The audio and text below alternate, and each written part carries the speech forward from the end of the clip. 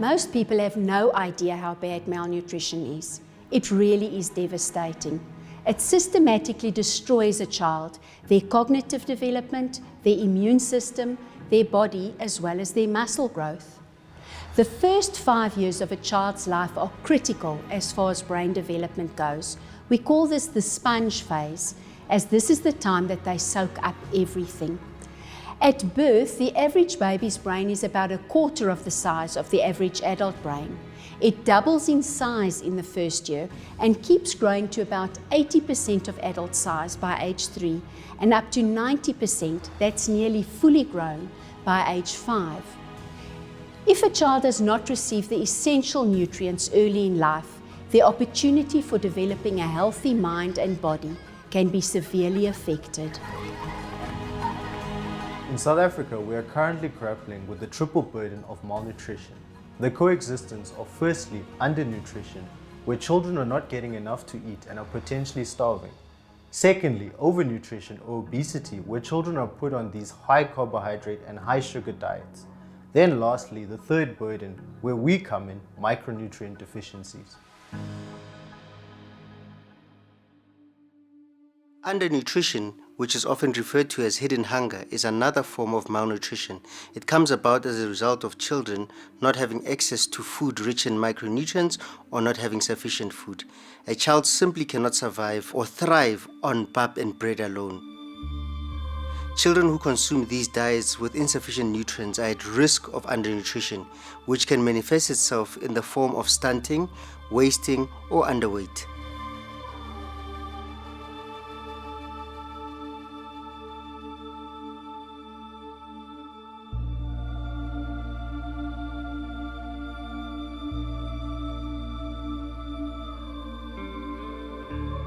Stunted children on average perform worse at school than their non-stunted counterparts and are more likely to be unemployed as adults.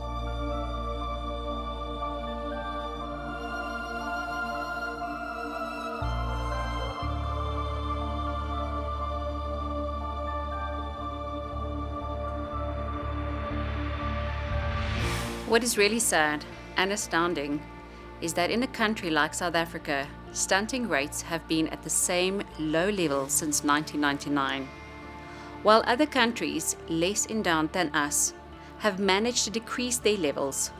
Take Kenya for example. They have managed to halve their stunting in the corresponding period and are now at lower levels than South Africa.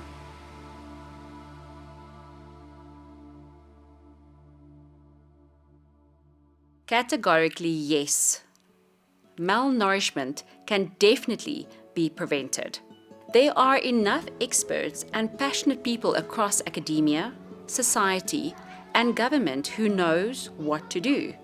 But change often takes time, and to be frank, time for many children is running out.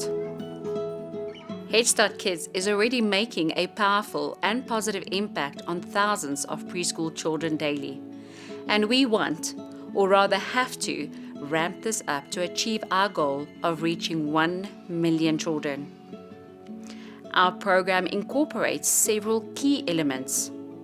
The first thing we do is identify a need area or school, where after together with the community, affected parties, partners and other stakeholders, we assess their current situation, any existing programs or feeding schemes, teacher or caregiver relevant skills, as well as their participation readiness.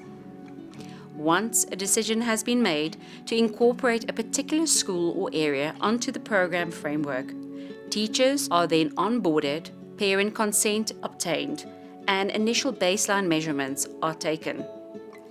Thereafter, we start providing a daily micronutrient powder, which has been scientifically developed and enhanced with plant nutrients that provide 15 essential vitamins and minerals. Our micronutrient powder has been developed in accordance with the World Health Organization guidelines to fight malnutrition in young children. This micronutrient supplement, which is both tasteless and textureless, is added to existing meal plans. Noticeable improvement in physical development, mental development, and learning ability has been observed across multiple countries after supplementing with an iron-rich micronutrient powder, or MNP. The children that I'm seeing for therapy have so much energy. They're always happy and excited to come for therapy. We saw them more healthier, active and focused. This porridge is very important for my child because since she started to eat it, she didn't get sick anymore. My children in my class, they are happy and listen to me when I teach them. I know that my learners start their day with a well-balanced meal. Their concentration is better, they listen to the stories till the end, and they're not absent anymore since we started with this porridge every morning, and I have no runny noses in my class anymore.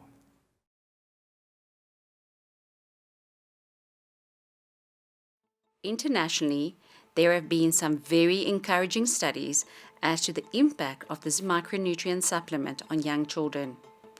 More specifically on the prevalence of iron deficiency, anemia, as well as underweight and stunting improvement scores.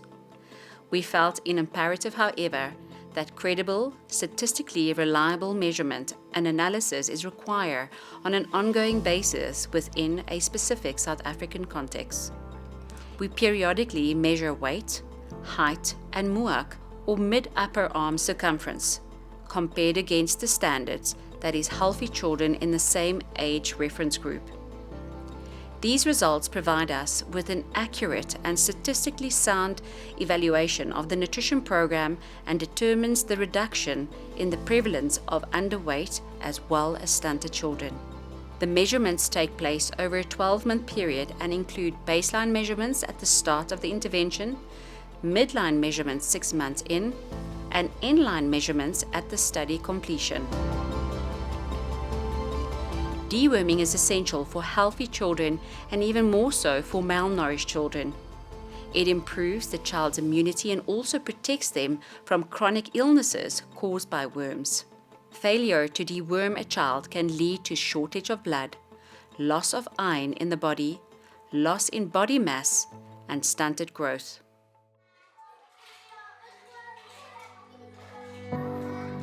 One in 4 preschool children, a staggering 25%, are stunted. The figure speaks for themselves. The sad reality is that we as a country are falling short, very short, in providing the absolute basics to these underprivileged children. And it is not someone else's problem, but each and every one of ours. The ripple effect on our society and our economy is almost too dire to contemplate. Access to decent nutrition should not be a luxury, but an absolute right for every child. So should access to decent education be.